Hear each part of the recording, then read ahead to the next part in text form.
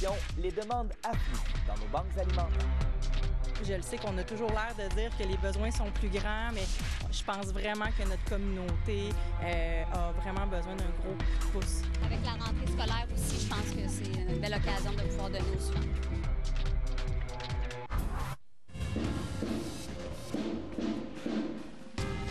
Les jours d'indépendance en Ukraine, Volodymyr Zelensky promet des représailles à la Russie.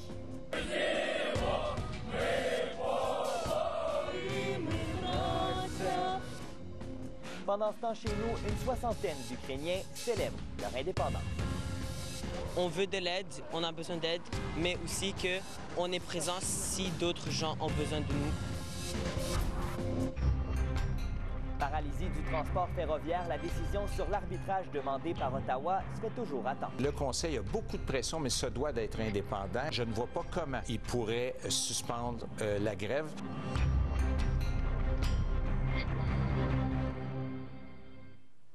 Bon début de soirée, mesdames et messieurs. Bienvenue au Téléjournal.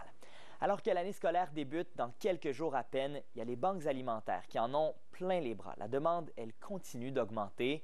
Et pour faire le plein de denrées, Moisson Estrie a tenu aujourd'hui une fiesta maïs au marché de la gare de Sherbrooke.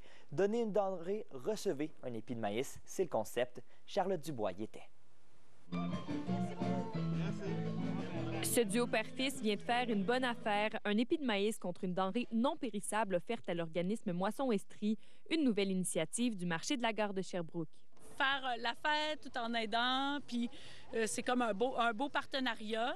Puis moi, quand j'étais jeune, ma mère a eu besoin d'aide alimentaire, fait que ça me fait plaisir, comme à mon tour, de redonner. Et on n'a pas manqué de maïs le jour J. Et là, j'ai 900 maïs, donc venez manger du maïs!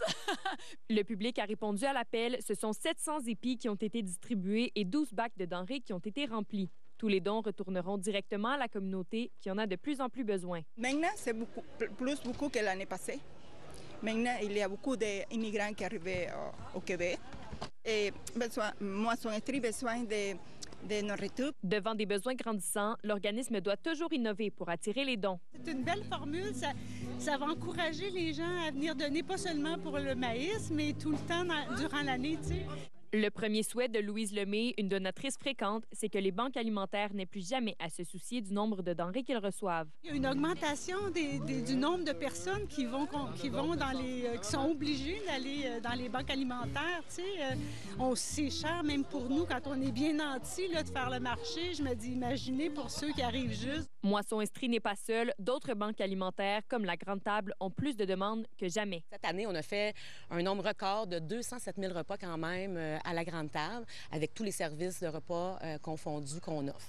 Et avec une hausse de la demande, vient un agrandissement de l'offre. Je dirais qu'on est dans 15 pavillons plus 2 écoles. On va être rendu à 17 pavillons qu'on visite de nos écoles primaires à Sherbrooke. Un grain de maïs à la fois, les organismes comme Moisson Estrie tentent de faire une différence.